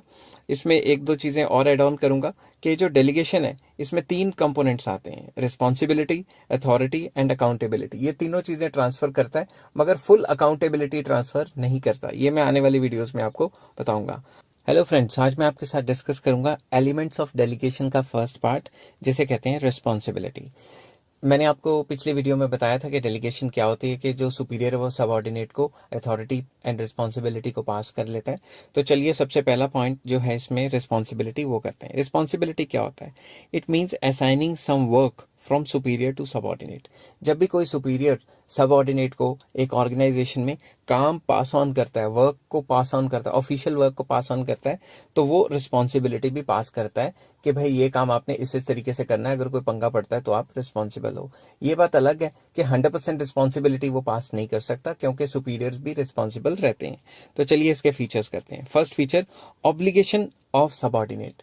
अगर सबऑर्डिनेट वो काम नहीं कर पाया तो उसके ऊपर ऑब्लिगेशन आ जाएगी कि भाई तुमने ये काम नहीं किया, तुम ही रिस्पॉन्सिबल माने जाओगे। Number 2, arises from superior subordinate relationship. ये जो रिस्पॉन्सिबिलिटी है ये सुपीरियर और सबऑर्डिनेट के रिलेशन के बीच की वजह से ही अराइज होगी। सुपीरियर सबऑर्डिनेट को काम दे रहा है और उसे रिस्पॉन्सिबल ठहरा रहा है कि ये काम आपने करना है, तभी तो रिस्पॉन्सिबिलिटी अराइज हो रही है। Next, responsibility flows upward. ये बात भी आपको याद रखनी है कि ये है सुपीरियर, ये है सबऑर्डिनेट, इसने इसको काम दिया, अगर काम नहीं किया तो ये तो रिस्पॉन्सिबल है ही है, मगर जो सुपीरियर बंदा है वो ज्यादा रिस्पॉन्सिबल है। इसके ऊपर जो सुपीरियर बंदा होगा वो उससे भी ज्यादा रिस्पॉन्सिबल होगा। समझ गए बात? तो रिस्पॉन्सिबिलिटी फ्लोज अपवर्ड। जितना ऊपर ऊपर जाते रहेंगे लेवल्स ऑफ मैनेजमेंट में, उतने हायर लेवल ज्यादा रिस्पॉन्सिबल माने जाएंगे एक पर्टिकुलर काम ना खत्म होने पे, ठीक है। हेलो फ्रेंड्स, आज मैं आपके साथ करूंगा एलिमेंट्स ऑफ डेलीगेशन का second part. First part responsibility से पहले मैंने डिस्कस किया, उसका लिंक डिस्क्रिप्शन में मिल जाएगा। वो है अथॉरिटी। अथॉरिटी सिंपल वर्ड्स में क्या होता है? In order to carry responsibilities every employee need some authority. अगर उसको रिस्पॉन्सिबिलिटी निभानी है, जो भी उसको काम दिया गया है सुपीरियर की तरफ से, अगर उसको वो पूरा करना है तो उसको कुछ ना कुछ फ्रीडम या अथॉरिटी तो होनी चाहिए। अथॉरिटी सिंपल वर्ड्स में क्या होता है? It means power to take decisions. Authority shall match the responsibility. सबसे बड़ी बात इसमें यह है कि अथॉरिटी उतनी ही होनी चाहिए जितनी रिस्पॉन्सिबिलिटी है। Authority shall match responsibility. ऐसा नहीं हो सकता कि रिस्पॉन्सिबिलिटी ज्यादा दे दी हो और अथॉरिटी इतनी सी दे दी काम करने के लिए, या फिर अथॉरिटी बहुत ज्यादा दे दी और रिस्पॉन्सिबिलिटी बहुत कम है। अथॉरिटी और रिस्पॉन्सिबिलिटी बराबर होने चाहिए। Managers shall not pass all the authority to their subordinates. वो सारी की सारी अथॉरिटी सबऑर्डिनेट को पास कर देंगे तो सबऑर्डिनेट तो अपनी मर्जी करने लग जाएंगे एम्प्लॉइज। समझ गई बात? अब चलते हैं और कुछ फीचर्स करते हैं इसके। नेक्स्ट पेज पे चलते हैं और अथॉरिटी के कुछ फीचर्स करते हैं। First feature, authority arises from individual positions. जो भी अथॉरिटी है वो इंडिविजुअल पोजीशन से अराइज होती है। फॉर एग्जांपल जो सुपीरियर्स हैं वो अपने नीचे काम करने वाले कई एम्प्लॉयज को अलग अलग लेवल ऑफ अथॉरिटी देंगे। फॉर एग्जांपल पीएन की अथॉरिटी अलग हो सकती है, क्लर्क की अलग हो सकती है। हर एक की अथॉरिटी उसकी जॉब पोजीशन या उसकी पोजीशन जो भी कंपनी में है उसके हिसाब से होती है। Authority refers to right to take decisions. Authority का मतलब ये है सॉरी अथॉरिटी का मतलब ये है कि जो सुपीरियर है वो सबऑर्डिनेट को पावर दे रहा है कि अगर ये सिचुएशन में ये काम करना है तो आपको मैं फ्रीडम देता हूँ। तो अथॉरिटी का सिंपल वर्ड्स में मतलब क्या होता है? राइट टू टेक डिसीजन, कि सबऑर्डिनेट अपने लेवल पे डिसीजन ले सके जब भी वो काम कर रहा है। Next, it determines superior subordinate relationship. इसमें सुपीरियर और सबऑर्डिनेट के बीच में जो रिलेशन है वो तय किए जाते हैं कि कैसे होंगे, और जितना ज्यादा वो नीचे वाले को मतलब पंप अप करता है मैनेजर, उतने अच्छे रिलेशन होते हैं ताकि ज्यादा से ज्यादा उससे काम निकलवाया जा सके। तो सिंपल वर्ड्स में सुपीरियर सबऑर्डिनेट रिलेशन इसी पे डिपेंड करते हैं कि कितनी अथॉरिटी पास ऑन की जाती है। नेक्स्ट आ जाता है authority is restricted by rules and regulations. Authority तो दे दी नीचे वाले को काम करने की, सबऑर्डिनेट को दे दी सुपीरियर ने, मगर अथॉरिटी का मतलब ये नहीं कि अपनी मनमर्जी करो। अथॉरिटी का मतलब ये है कि सम रूल्स एंड रेगुलेशंस है, उसके बीच में रह के आपने अपने हिसाब से काम करना है। नेक्स्ट पेज पे, it arises from scalar chain. Scalar chain मतलब वही ऊपर वाला जो सुपीरियर है वो सबऑर्डिनेट को काम देगा, सबऑर्डिनेट अपने नीचे वाले को, अपने नीचे वाले को, तो एक टाइप की चेन बन जाएगी। Authority flows downward from superior to subordinate. जो अथॉरिटी है वो हमेशा नीचे फ्लो करती है। अब ये जो मैनेजर है वो सारा काम थोड़ा ना करेगा, वो काम नीचे दे देगा, वो उससे नीचे वाले बंदे को दे देगा, वो उससे नीचे वाले बंदे को। तो अथॉरिटी नीचे नीचे नीचे नीचे ट्रांसफर होती रहती है। उसके बाद authority must be equal to responsibility. तो अथॉरिटी या रिस्पॉन्सिबिलिटी बराबर होने चाहिए। अगर अथॉरिटी ज्यादा दे दी और रिस्पॉन्सिबिलिटी कम है तो सारे एम्प्लॉयज उल्ट सुल्ट काम करेंगे, अपनी मनमर्जी करेंगे। और अगर अथॉरिटी कम है, रिस्पॉन्सिबिलिटी इतनी ज्यादा दे दी तो वो इतना ज्यादा डर जाएगा कि काम ही नहीं कर पाएगा, क्योंकि सारी रिस्पॉन्सिबिलिटी तो उसी की है। तो इससे फिर वो मतलब डर के काम खुल के नहीं कर पाएगा। ठीक। हेलो फ्रेंड्स, आज मैं आपके साथ करूंगा एलिमेंट्स ऑफ डेलीगेशन का थर्ड पार्ट, जिसको हम कहते हैं अकाउंटेबिलिटी। सिंपल वर्ड्स में अकाउंटेबिलिटी होता क्या है? It means subordinates will be answerable for non completion of task. अगर किसी भी सबऑर्डिनेट ने काम नहीं किया तो वो आंसरेबल होगा कि उसने काम क्यों नहीं किया। तो बेसिकली उसकी अकाउंटेबिलिटी बनती है कि वो सारा का सारा काम करे। बट इसका मतलब ये नहीं कि सारी की सारी अकाउंटेबिलिटी उसी की बनती है। जिस सुपीरियर ने उसको काम दिया है वो भी अकाउंटेबल है। क्यों? उसने अपने सुपीरियर्स को भी तो जवाब देना है ना। तो अकाउंटेबिलिटी का सिंपल वर्ड्स में मतलब क्या होता है? जवाबदेही, कि भाई ये काम क्यों नहीं किया तुमने। ठीक है। तो जब भी किसी सुपीरियर के जरिए सबऑर्डिनेट को काम पास ऑन किया जाता है और अगर वो नहीं करता तो वो अकाउंटेबल माना जाता है। तो चलिए इसके फीचर्स करते हैं नेक्स्ट पेज पे जाके। First feature, it refers to answerability. ये जवाबदेही होती है। जवाबदेही या आंसरेबिलिटी का मतलब ये कि अगर काम खत्म नहीं किया तो क्यों नहीं किया, वजह बताओ, आंसरेबल बनो। Number 2, it can not be delegated. अब काम तो मुझे दिया था सुपीरियर ने, मैंने काम नहीं किया तो मैं अपना जो जवाबदेही आंसरेबिलिटी है वो अपने किसी और डिपार्टमेंट के बंदे पे थोड़ी ना डाल सकता हूं। तो it can not be delegated. Number 3, enforced through regular feedback. Answerability लगातार देनी चाहिए कि भाई ये प्रॉब्लम आ रही है, ऐसे ऐसे आ रहा है, लगातार फीडबैक देनी चाहिए सुपीरियर को, ताकि उसे पता लगता रहे टाइम टू टाइम कि काम में कोई प्रॉब्लम्स आ रही हैं कि नहीं आ रही। तो basically it is enforce through regular feedback. Regular feedback करना चाहिए। फोर्थ पॉइंट है, subordinate will be accountable to superior. जिस सुपीरियर ने सबऑर्डिनेट को पावर दी है वही अकाउंटेबल माना जाएगा, उसका कोई और अकाउंटेबल नहीं माना जाएगा। काम किसी और को दिया और पूछना किसी और से, ऐसा थोड़ी ना होगा। हेलो फ्रेंड्स, आज मैं आपके साथ एक टॉपिक करूंगा जिसका नाम है इंपॉर्टेंस ऑफ डेलीगेशन। जब भी आपको इंपॉर्टेंस ऑफ डेलीगेशन का क्वेश्चन आए तो आपने मीनिंग लिखना है 3-4 लाइंस में, डेफिनेशन भी ऐड कर सकते हो। ये मैंने पिछली वीडियो में इसका मीनिंग वगैरह डिस्कस किया गया, उसका लिंक डिस्क्रिप्शन में आपको मिल जाएगा। तो चलिए शुरू करते हैं। Importance of delegation. डेलीगेशन इतनी इंपॉर्टेंट क्यों है? सबसे पहले effective management. Managers pass routine work to subordinates and they are free to concentrate on other matters. Manager क्या करते हैं, अपने नीचे वाले जो सबॉर्डिनेट्स हैं उनको काम पास ऑन कर देते हैं, और काम पास ऑन करने से वो फ्री हो जाते हैं ताकि वो और जो काम है उन पे फोकस कर सकें। तो इस तरीके से मैनेजमेंट अच्छे तरीके से की जा सकती है, क्योंकि अगर मैनेजर सारे काम खुद खड़े होकर कराने लग गया तो भाई फिर वो सारे के सारे काम को हैंडल नहीं ना कर सकता। तो जितने भी टास्क हैं वो अपने सुपीरियर जो है वो सबॉर्डिनेट को डेलीगेट कर देते हैं, और वो फिर जो बाकी काम बचे हुए हैं उन पे फोकस कर सकते हैं, जिससे कि मैनेजमेंट अच्छे तरीके से हो सकती है। Number 2, employees development. More opportunities to utilize their talent. अगर सुपीरियर सबॉर्डिनेट को खुली छूट दे देता है या फिर अथॉरिटी दे देता है, डेलीगेट कर देता है कि तुम इस तरीके से काम करो, तो एम्प्लॉयज अपने लेवल पे काम करते हैं, तो उनको कॉन्फिडेंस बढ़ता है और उनकी डेवलपमेंट होती है। वो अच्छे तरीके से काम करते हैं, उनकी स्किल्स डेवलप होती हैं, क्योंकि उनको आदत पड़ जाती है, मतलब किसी के ऊपर सर पे खड़े रह के बिना काम करने की आदत पड़ जाती, और वो नई नई चीज़ें जो है नए नए काम करने के तौर तरीके और स्किल्स डेवलप करते हैं। Help in making better future managers. तो उस तरीके से अगर वो अच्छे तरीके से काम करते हैं तो वो अच्छे फ्यूचर में मैनेजर्स बन सकते हैं। नेक्स्ट है मोटिवेशन टू एम्प्लॉयज।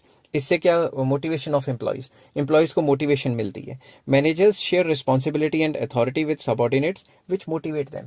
तो जो सबॉर्डिनेट्स होते हैं, जो उनके नीचे काम कर रहे होते हैं, वो ये सोचते हैं कि भाई हमारे ऊपर तो मैनेजर ने बहुत ज़्यादा भरोसा दिखाया है, हमारे ऊपर तो बहुत ज़्यादा फेथ है। इससे क्या होता है, उनको कॉन्फिडेंस आता है, और कॉन्फिडेंस आएगा तो वो और अच्छा काम करेंगे। ये मोटिवेशन का मेन सोर्स हो जाता है। Next, facilitates organizational growth. अब आप खुद सोचो, अगर सारा काम अच्छा होगा और मैनेजर अच्छा काम नीचे सबॉर्डिनेट को दे देगा और वो अच्छे तरीके से काम करेंगे तो कंपनी तो ग्रो करेगी। Managers share work according to the qualifications and capability of subordinates. Manager जो है वो नीचे काम तो देता है, मगर जो भी उसके सबॉर्डिनेट है उनकी क्वालिफिकेशन या क्वालिटी या फिर जो उनके जो कैपेसिटी है उसके हिसाब से काम देता है। अब पीएन का काम इंजीनियर को नहीं दे सकता, इंजीनियर का काम पीएन को नहीं दे सकता, तो उनकी क्वालिफिकेशन एंड कैपेबिलिटी या कैपेसिटी के हिसाब से उनको काम देता है। इससे क्या होता है, डिवीजन ऑफ वर्क, कि हर एक बंदा अलग अलग काम करेगा, डिवीजन ऑफ लेबर होगी, और डिवीजन ऑफ लेबर से स्पेशलाइजेशन आती है, जिससे काम में एफिशिएंसी बढ़ती है और कंपनी ग्रो करती है। Next, basis of management hierarchy. Hierarchy होता है कि ऊपर वाले को जो है ज्यादा पावर्स हैं, जैसे जैसे नीचे नीचे नीचे नीचे जाता है तो पावर्स कम होती रहती हैं। ठीक है, तो मैनेजमेंट हायरार्की सिंपल वर्ड्स में ये कहता है कि काम को नीचे नीचे पास ऑन करो और नीचे वालों से कराओ, और नीचे जो फ्लो ऑफ अथॉरिटी रखो, मगर रिस्पॉन्सिबिलिटी तो टॉप लेवल पे सबसे ज्यादा होगी। तो it create superior subordinate relationship and this is a base for management hierarchy. तो मैनेजमेंट हायरार्की का तो बेस ही यही कहता है कि भाई नीचे वाले से काम कराओ, मगर पावर ऊपर वाले के पास ज्यादा रहेगी। नेक्स्ट आ जाता है बेटर कोऑर्डिनेशन। तो इसमें क्या होता है, systematic division of responsibility and authority. नीचे वालों को जो सुपीरियर है वो अपने सबऑर्डिनेट्स को रिस्पॉन्सिबिलिटी एंड अथॉरिटी जो है पास ऑन करेगा सिस्टमेटिकली, जिससे कि क्लियर पिक्चर दिखती है कि work to everyone which results in effective coordination. जैसे हर एक इंसान काम करता है और कोई वेला नहीं बैठता कंपनी में, और इससे काम में कोऑर्डिनेशन भी बढ़ता है और कंपनी तरक्की करती है। Reduces workload of managers. फिर से वही बात आ गई, मैनेजर्स का वर्कलोड कम होता है क्योंकि वो नीचे जो सबऑर्डिनेट है उनसे काम कराएगा और थोड़ा फ्री रहेगा और नई नई चीजें सोच सकता है। Managers are allowed to share their responsibility and work with subordinates which helps the manager to reduce their workload। तो उनके दिमाग में जो वर्कलोड या काम का लोड चल रहा है वो कम होगा, तो वो नए आइडियाज लेके आएंगे और अच्छे तरीके से परफॉर्म कर सकते हैं। अगर आपको ये वीडियो पसंद आई है तो please like, share and subscribe. Hello friends, आज मैं आपके साथ एक नया टॉपिक लेके आया हूँ बिजनेस स्टडीज या मैनेजमेंट का, जिसे हम कहते हैं principle of absoluteness of accountability. बहुत सिंपल सा टॉपिक है, शॉर्ट में मैं डिस्कस करूंगा। It means even if managers pass their work या delegate their work to subordinates, accountability can not be transferred to subordinate. Simple words में ये मतलब है इसका कि अगर कोई भी मैनेजर अपना काम अपने से जूनियर को दे देता है या कोई भी सुपीरियर अपना काम सबऑर्डिनेट को दे देता है, इसका मतलब ये नहीं है कि वो जो मैनेजर है वो जवाब दे ना रहा। ठीक है, इसका मतलब ये कि भाई उसने अपनी डेलीगेशन तो नीचे, मतलब काम तो अपना नीचे डेलीगेट कर दिया है, कि नीचे वाले को पावर दे दी कि भाई तू काम कर, जैसे मर्जी कर, सबऑर्डिनेट को पावर्स दे दी, बट इसका मतलब ये नहीं कि उसकी रिस्पॉन्सिबिलिटी हट गई। समझ गई बात? इन simple words, accountability can never be delegated. अगर कोई काम में पंगा पड़ गया या कोई परेशानी आ गई तो वो ये नहीं कह सकता कि मैंने सारी की सारी पावर नीचे वाले को दी थी और नीचे वाला ही जाने, ठीक है ना, उसकी भी रिस्पॉन्सिबिलिटी बनती है।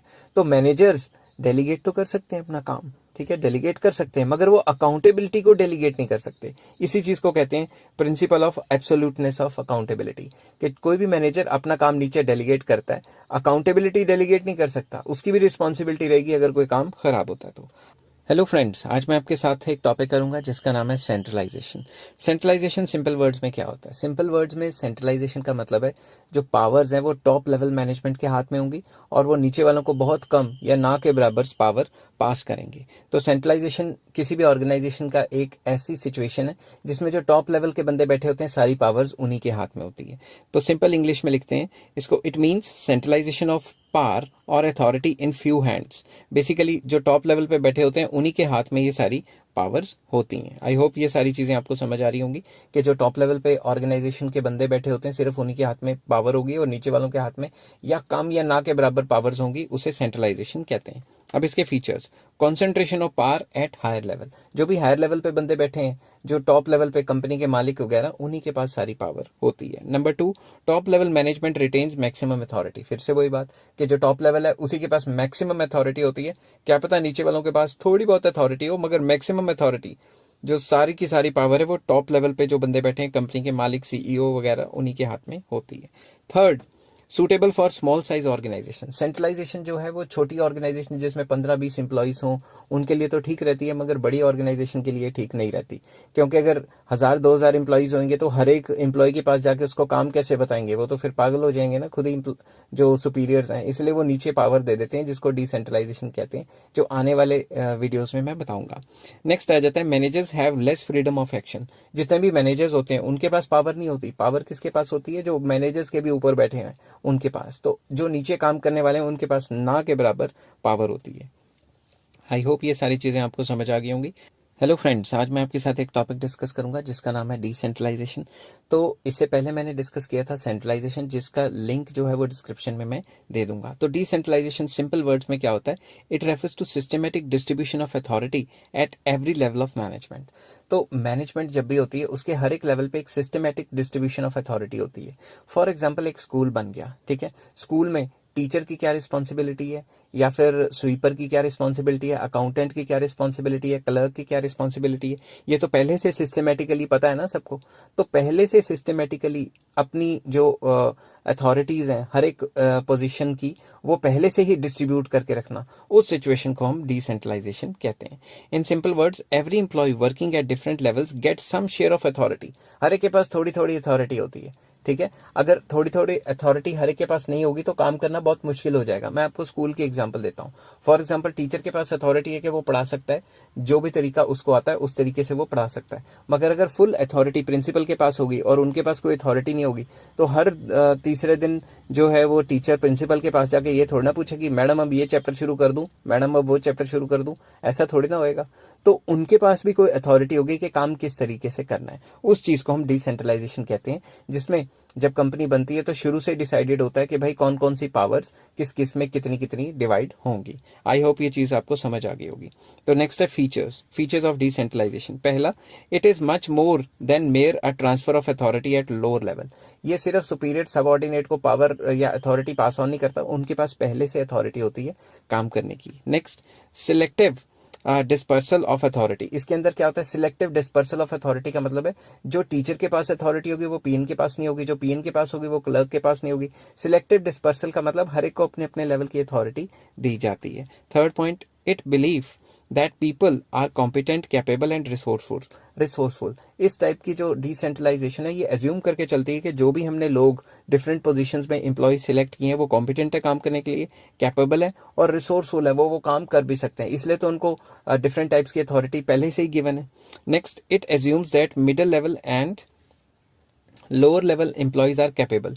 ये एज्यूम करता है कि टॉप लेवल ये एज्यूम कर देता है कि मिडिल लेवल और लोअर लेवल जो एम्प्लॉयज हैं या मैनेजर्स हैं वो कैपेबल हैं, वो अपना काम खुद अच्छे तरीके से हैंडल कर सकते हैं, इसलिए तो शुरू से ही पावर दे दी उनको। It recognises the need of authority at different level. Decentralisation को ये पता होता है कि हमें डिफरेंट लेवल्स पे अथॉरिटी चाहिए, इसीलिए तो पहले से ही डिस्ट्रीब्यूट कर देते हैं ताकि हर 2-2 मिनट के बाद उन एम्प्लॉयज़ या उन मैनेजर्स को टॉप लेवल पे पूछने ना आना पड़े कि अब ऐसा कर लें वैसे कर लें, ठीक है। Next, top level management carefully selects those decisions which will be push down to the lower levels. तो बेसिकली टॉप लेवल मैनेजमेंट जो होती है वो काफ़ी केयरफुली सिलेक्ट करती है कि कौन कौन सी अथॉरिटीज़ नीचे वालों को देनी चाहिए और कौन कौन सी नहीं देनी चाहिए। हेलो फ्रेंड्स, आज मैं आपके साथ डिस्कस करूंगा relationship between delegation and decentralisation. Delegation और डिसेंट्रलाइजेशन में आपस में क्या रिलेशनशिप है? कई लोगों को ये सेम लगता है मगर ये सेम नहीं है। तो चलिए शुरू करते हैं। Delegation is narrow concept. Delegation का मतलब है एक सुपीरियर अपने से नीचे वाले को पावर देगा बस, और ये सुपीरियर अपने नीचे वाले को पावर देगा। ऐसा करना एक ही लेवल पे, उसे कहते हैं delegation. On the other hand decentralisation का मतलब होता है सिस्टमेटिक डिवीजन ऑफ जो है अथॉरिटी एंड पावर पहले से ही हुई पड़ी है। तो जो पूरे कंपनी के लेवल पे पहले से ही पावर्स डिवाइडेड है उसे डिसेंट्रलाइजेशन कहते हैं, और डेलीगेशन सिर्फ एक लेवल की बात होती है। नेक्स्ट पेज पे चलते हैं और सेकंड पॉइंट डिस्कस करते हैं। Delegation is necessary at every organisation. In every organisation delegation हर एक ऑर्गेनाइजेशन में बहुत जरूरी है। क्यों? किसी भी कंपनी में जो ऊपर वाले इंसान है, ऊपर वाले जो सुपीरियर्स हैं, वो नीचे वाले सबऑर्डिनेट्स को तो काम देंगे, नीचे वाले एम्प्लॉयज को काम देंगे। तो डेलीगेशन तो बहुत जरूरी है, उसके बिना कंपनी नहीं चल सकती। बट जो डिसेंट्रलाइजेशन है वो ऑप्शनल है। डिसेंट्रलाइजेशन करनी है या नहीं करनी ये किस पे डिपेंड करता है? ये कंपनी पे डिपेंड करता है। और ज्यादातर छोटी कंपनियां ये नहीं करती और बड़ी कंपनियों को करना ही पड़ता है, क्योंकि एम्प्लॉयज ही इतने ज्यादा होते हैं, 2-3 हजार के। अब मान लो कोई भी कंपनी है, टाटा बिरला या रिलायंस की, तो कोई भी कंपनी है तो वो हर एक एम्प्लॉय के पास जाके 3-3 हजार के पास जाके उसको थोड़ा ना पावर बताएंगे कि भाई तुम ये करो तुम वो करो। तो इसीलिए डिसेंट्रलाइजेशन बड़ी कंपनियों में करनी ही पड़ती है। आई होप ये चीजें आपको समझ आ गई होंगी। और हेलो फ्रेंड्स, आज मैं आपके साथ करूंगा इंपॉर्टेंस ऑफ डिसेंट्रलाइजेशन। डिसेंट्रलाइजेशन का मीनिंग मैंने पिछले वीडियो में डिस्कस किया गया है, जिसका लिंक मैं डिस्क्रिप्शन में दे दूंगा। तो सबसे पहले जब भी इस टाइप का क्वेश्चन आए तो अपने 3-4 लाइंस में इसका मीनिंग वगैरह लिखना है। तो चलिए शुरू करते हैं। It develops initiative among subordinates. Subordinates के बीच में इनिशिएटिव्स आते हैं। क्यों? क्योंकि it shows trust and faith of top level management in their subordinates. जब भी टॉप लेवल मैनेजमेंट ज्यादा से ज्यादा पावर्स एंड अथॉरिटी नीचे डेलीगेट कर देता है तो ये शो करता है कि जो सुपीरियर्स हैं उनको अपने सबऑर्डिनेट्स पे कितना भरोसा है। और जब जो सबऑर्डिनेट्स हैं उनको ये बात पता लगती है तो वो मन लगा के काम करते हैं और काम बहुत अच्छा होता है। It develops managerial talent for future. अब फ्यूचर में जो सुपीरियर्स हैं जब वो रिटायर होके जाएंगे तो सबऑर्डिनेट्स ही तो ऊपर आके काम करेंगे ना, सबऑर्डिनेट्स ही तो प्रमोट होके एज अ मैनेजर बनेंगे। तो ये subordinates learn the art of decision making. जब उनको पावर दी जाती है, अथॉरिटी दी जाती है, तो वो डिसीजन मेकिंग का जो आर्ट है, जो कला है, जो हुनर है वो सीखते हैं, और इससे फ्यूचर का मैनेजरियल टैलेंट जो है डेवलप होके आता है। Subordinates gets experience. जो भी नीचे काम करने वाले उनको एक्सपीरियंस मिलता है और वो फिर फ्यूचर में इस एक्सपीरियंस का काफी ज्यादा इस्तेमाल करते हैं। नेक्स्ट आ जाता है quick decision making. Decision making is not restricted in few hands. अगर लोअर लेवल पे अगर डिसीजन मेकिंग को ट्रांसफर नहीं किया गया तो नीचे वाले लेवल पे काम अच्छी तरीके से नहीं हो पाएगा। इसीलिए सिंपल वर्ड्स में मैं आपको एक एग्जांपल देता हूं। मान लो बॉर्डर पे एक सिक्योरिटी वाला खड़ा है, ठीक है, तो दूसरे कंट्री से कुछ भी कोई आ जाता है या इन्फिल्ट्रेशन हो जाती है, तो उस टाइम वो प्राइम मिनिस्टर को पूछने थोड़ी ना जाएंगे कि भाई इसको गोली मारे कि नहीं मारे, ठीक है। इतनी पावर तो नीचे दी हुई है, तो डेलीगेशन तो इतनी है ही है। तो decision making is not restricted in few hands. Decision making few hands में नहीं रहती। थोड़ी थोड़ी जो डिसीजन मेकिंग है वो तो नीचे लेवल पे भी आ जाती है। समझ गई बात? Employees who have to perform the activities are allowed to take decisions. जिन इंसान ने, जिस एम्प्लॉय ने काम करना है उसी के हाथ में डिसीजन मेकिंग होती है, किसी और के हाथ में नहीं होती। समझ गई बात? तो इससे क्या होता है? क्विक डिसीजन मेकिंग, कि जिसने जो काम करना है वो अपने हिसाब से कर सकता है। मैं आपको एक और एग्जांपल देता हूँ। फॉर एग्जांपल, आपने अपने घर में कोई काम करने वाली लेडी रखी हुई है। अगर आपने उसको पावर दे दी कि आपने जैसे सफाई करनी है तो इस तरीके से करनी है, आपने उसको पावर दे दी, अब वो अपने हिसाब से सफाई करेगी। अगर वो हर 2 मिनट के बाद आपसे आके पूछेगी ऐसे कर लूं वैसे कर लूं वैसे कर लूं, तो आप खुद ही मतलब काफी ज्यादा परेशान हो जाओगे। आप कहोगे जैसे करना कर भाई, अथॉरिटी दी तेरे को, मगर काम करना, हमें काम चाहिए, ठीक है। तो क्विक डिसीजन मेकिंग हो जाती है जब भी आप लोअर लेवल पे अथॉरिटी पास ऑन करते हो। फोर्थ है relief to top level management. Top level management हर टाइम क्या काम की सोचती रहेगी, उनको और भी तो बथेरे काम है। तो top level managers are not overburden with responsibility, क्योंकि उन्होंने काम नीचे पास ऑन कर दिया और रिस्पॉन्सिबिलिटी भी नीचे थोड़ी बहुत पास ऑन हो चुकी है। Facilitates growth, it enhances productivity of middle level and lower level management. जो middle level management and lower level management उनको पावर्स दी हुई है, इसकी वजह से उनकी रिस्पॉन्सिबिलिटी भी है, तो वो एफिशिएंटली काम करते हैं, तो इससे कंपनी की ग्रोथ होती है। Better control, employees working at different levels take their own decisions and they are personally accountable for their decisions. नीचे वालों को पावर तो दे दी, मगर उन पावर्स का वो मिसयूज नहीं कर सकते, रिस्पॉन्सिबल भी वही माने जाते हैं। इस वजह से बेटर कंट्रोल रहता है ऑर्गेनाइजेशन के अंदर। आई होप ये चीजें आपको समझ आई होंगी। हेलो फ्रेंड्स, आज मैं आपके साथ डिस्कस करूंगा difference between delegation and decentralisation. इसमें फर्क क्या है, तो चलिए शुरू करते हैं। डेलीगेशन में first point, limited scope, it involves two parties only. Delegation में सिर्फ सुपीरियर सबऑर्डिनेट के बीच में जो रिलेशन है वो ही डिस्कस किया जाता है कि एक सुपीरियर एक सबऑर्डिनेट को क्या क्या पावर्स दे रहा है काम करने की। बट डिसेंट्रलाइजेशन का वाइड स्कोप है, ये पूरी की पूरी कंपनी की बात हो रही है कि कैसे कैसे पावर्स डिवाइडेड होती हैं, तो डिफरेंट लेवल्स पे कैसे कैसे एम्प्लॉयज में पावर्स डिवाइडेड है, उसे डिसेंट्रलाइजेशन कहा जाता है। Second point, routine function of the manager. Manager तो हर रोज अपने जूनियर को काम देगा ही, अपने जो नीचे एम्प्लॉय हैं, जो सबऑर्डिनेट्स हैं, उनको काम देगा, तो ये तो रूटीन वर्क है। ये वन टाइम डिसीजन है। कंपनी जब भी बन रही होती है तो वन टाइम डिसीजन लेती है कि क्या क्या पावर्स किन किन लोगों के हाथ में होगी जो नीचे काम करेंगे, तो ये वन टाइम पावर है, ये रूटीन जो है फंक्शन है। Next, less freedom of action. इसमें फ्रीडम ऑफ एक्शन इतने ज्यादा नहीं होते, क्योंकि सुपीरियर सबऑर्डिनेट को जो लिमिटेड काम दे रहा है उसी काम के मतलब रिलेटेड वो काम कर सकता है जो सबऑर्डिनेट होता है। बट इसमें मोर फ्रीडम ऑफ एक्शन, क्योंकि पहले से ही कुछ जो है अथॉरिटीज एंड पावर्स पहले से ही मिली हुई हैं, ऊपर से जो उसका सुपीरियर है वो भी उसको कुछ काम दे देगा, तो उसकी अथॉरिटी एंड जो रिस्पॉन्सिबिलिटी है वो थोड़ी और ज्यादा बढ़ जाएगी। तो बेसिकली इसमें मोर फ्रीडम ऑफ एक्शन होता है और इसमें लेस फ्रीडम ऑफ एक्शन होता है। नेक्स्ट पेज पे चलते हैं। It is responsibility of every manager. Delegation देनी है नहीं देनी, कैसे देनी है, कितनी देनी है, वो रिस्पॉन्सिबिलिटी है किसकी, मैनेजर की। अब डिसेंट्रलाइजेशन कितनी करनी है कितनी नहीं करनी, ये टॉप लेवल मैनेजर या टॉप लेवल मैनेजमेंट डिसाइड करती है। डेलीगेशन एक कंपलसरी एक्ट है, ये करना ही करना है, क्योंकि हर एक कंपनी में काम चाहे छोटी हो बड़ी हो अपने से जूनियर को पास ऑन किया जाता है, तो डेलीगेशन तो कंपलसरी है। मगर डिसेंट्रलाइजेशन ऑप्शनल है। ऑप्शनल क्यों? छोटी कंपनियों में जरूरत नहीं है डिसेंट्रलाइजेशन करने की, उसमें सेंट्रलाइजेशन से भी काम चलाया जा सकता है, क्योंकि एम्प्लॉयज ही 5-10 होते हैं या 15 होते हैं। Next, main aim is to reduce the burden of manager. Delegation इसलिए की जाती है कि जो मैनेजर है वो अपने से जूनियर को अपना काम सौंप सके, तो उसका बर्डन कम हो। इसमें मेन काम क्या है? Main aim is to increase the role of subordinate. इसमें सबऑर्डिनेट की पार्टिसिपेशन और उसका रोल बढ़ाने के लिए उसको शुरू से ही पावर्स दी जाती हैं। नेक्स्ट पेज पे चलते हैं। डेलीगेशन में क्या आता है? Authorities granted by immediate superior. जो भी जूनियर है उसको उसका इमीडिएट सुपीरियर ही पावर्स देगा। मगर इसमें क्या होता है? टॉप लेवल मैनेजर्स या टॉप लेवल से ऑलरेडी पावर्स आती हैं कि ये काम इस पोजीशन के बंदे ने ये काम करना है और ये पावर्स इसके पास हैं। आई होप ये चीजें आपको समझ आ गई होंगी।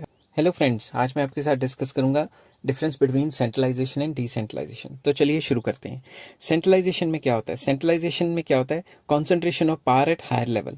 सारी जो पावर्स हैं वो हायर लेवल मैनेजमेंट या टॉप लेवल मैनेजमेंट के पास होती हैं। बट डिसेंट्रलाइजेशन में क्या होता है? Powers are distributed. पावर्स की जो डिस्ट्रीब्यूशन होती है, distribution of power at every level, हर एक लेवल की जो पावर है वो पहले से डिस्ट्रीब्यूट की जाती है, उसे डिसेंट्रलाइजेशन कहते हैं। तो सेंट्रलाइजेशन में सेकंड पॉइंट आ जाता है, टॉप लेवल मैनेजमेंट या top level manager retains maximum authority. जो टॉप लेवल पे मैनेजमेंट या मैनेजर्स बैठे होते हैं उन्हीं के पास मैक्सिमम अथॉरिटी होती है। बट दूसरी साइड डिसेंट्रलाइजेशन में क्या होता है? अथॉरिटी सिस्टमेटिकली डिवाइडेड, पहले से डिवाइड कर देते हैं कि भाई हर एक इंसान जो जिस लेवल पे काम करेगा उसकी फलां पावर्स या फलां अथॉरिटीज होंगी। तो सेंट्रलाइजेशन में नेक्स्ट पॉइंट है suitable for small size organisation. छोटी ऑर्गेनाइजेशन जैसे छोटी मोटी कंपनियां जिसमें 15-20 एम्प्लॉइज हों उसके लिए तो ठीक है। बट जो डिसेंट्रलाइजेशन है ये लार्ज साइज ऑर्गेनाइजेशन में काम करती है, जिसमें 1000, 2000, 500 या काफी एम्प्लॉइज हों। तो नेक्स्ट पेज पे चलते हैं और फोर्थ पॉइंट डिस्कस करते हैं। सेंट्रलाइजेशन में क्या है? Managers have less freedom of action. Managers के पास कम फ्रीडम ऑफ एक्शन होता है कि वो कम मतलब क्या क्या काम कर सकते हैं, उसकी रेंज कम होती है, क्योंकि सारी पावर्स तो ऊपर वालों के हाथ में जो टॉप लेवल पे बैठे हैं। इसमें managers have more freedom of action, इसमें खुल के काम कर सकता है, क्योंकि उनके पास पहले से ही पावर्स डिवाइडेड होती हैं जो आती हैं उनके पास। जब कंपनी बनती है तो पहले से डिवाइड कर देती है ना कि फलां पोजीशन की ये पावर्स होंगी, इसलिए उसके पास मोर फ्रीडम ऑफ एक्शन होता है। आई होप ये चीजें आपको समझ आ गई होंगी।